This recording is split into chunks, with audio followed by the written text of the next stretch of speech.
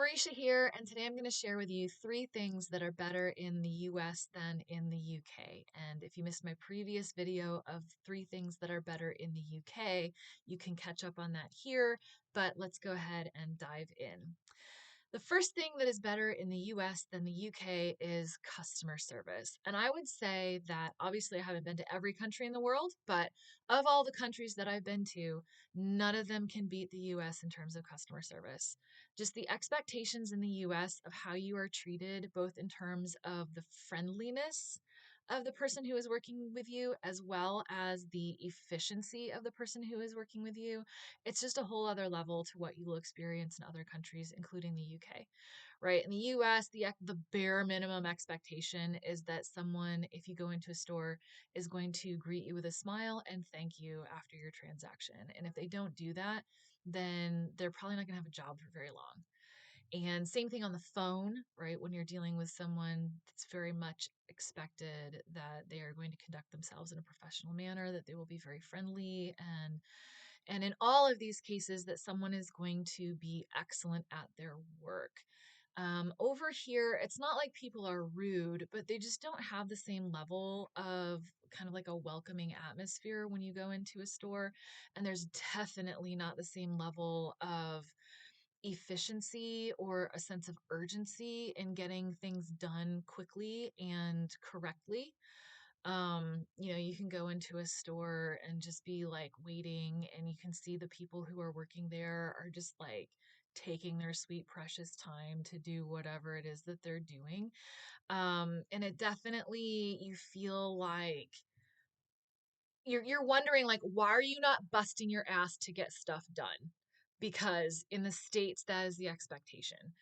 And I know that we take it too far in the States, that we are like, we don't have a great work life balance. We don't take all of the vacation that we're entitled to. And that is a problem.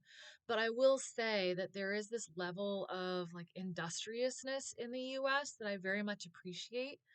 I recognize this is because I was raised in that culture, but definitely going into a different culture where that just isn't there, it feels like, yeah, we take it too far, but other countries aren't taking it far enough. Um, I've definitely run into issues where it's felt like, why are these people like not doing their jobs as well as they could be, right? Like, it feels like the expectations for excellence just aren't there. The second thing that's better in the US is space. It's a huge country. It's about the same size as Europe geographically, but much less densely populated. And so it's a lot easier to spread out. We see this in the size of houses when you compare the size of the average American house to the size of the average British house. Same thing with just the property on which those houses are built. You go into suburbs and there are a lot more of them in the States, of people who have an actual lawn. Like, I grew up in a little town, like a rural town. My parents didn't have a ton of money. We're, middle class, whatever. First several years of my life, my dad was the sole breadwinner, but we still had a yard that was big enough to play football in. Like, you don't have to be rich to have that kind of land in the US, but if you wanted a yard that big in the UK, you'd have to be like rolling in dough. Land is at a premium. Everything is just very cramped over here. And it's also true that it's a lot easier in the States to just go find solitude, especially when you get out west. When I was living in Nevada, I took a road trip to the Grand Canyon, and much of that drive between like northern Nevada where I lived and the Grand Canyon, Arizona, most of those roads were just these long open highways where it's a really, really long stretch between towns, and you can go for miles and miles without even seeing another car. And it was so great. It's just like open space, and it just felt really liberating. And as much as I like what London has to offer as a big city and all of the like cultural stuff, there are times where I'm just like, there's so many people here. It's so crowded. I need space. I need to spread out. It feels claustrophobic. So the US has a lot of space. That's sort of the norm. And that's also true, again, not just with there are places in the States where there's a lot of space between towns, and there are houses in general are a lot bigger, and even, apartment sizes are bigger. But also ideas of like personal space, right? There's people get a little bit closer here. It's not as bad as in some cultures, but like again, ideas of personal space, right? In the States, it's very much, and maybe that's why we're louder, is because there's more space between people when we're talking with them or whatever. But I do sometimes miss the wide open spaces of the plains and the Wild West. But even in the East Coast, there's still plenty of places where you can go out and spread out. We have such a great national park system that, again, yeah, even on the East Coast, there's places set aside where it's easy to just kind of find like some solitude. And then the third thing is something that I would call lung health. And that is because even though I've lived here for more than 2 years now, I still get culture shock when I'm walking down the street and I see how many people smoke and vape here. I cannot believe it. Like, it's not the 1950s, guys.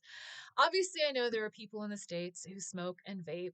And like the vaping thing is out of control in both places, where it's like you can't turn a corner without seeing one of those grungy vape shops somewhere. But in terms of actually witnessing people doing it, way more people here than any of the places that I've lived in the States. It's to the point where it is noticeable, where it's like I said, not just initial cultural shock, but still I'll be walking down the street and like, why is this person smoking? Why is this person vaping? Like, I don't understand. Are you guys still insulating your homes with asbestos too? Um, and I can't explain that, but I definitely have had this conversation with American friends who have um, traveled to Europe, who have noticed the same thing, right? That like there's a lot more smoking in Europe than there is in the States.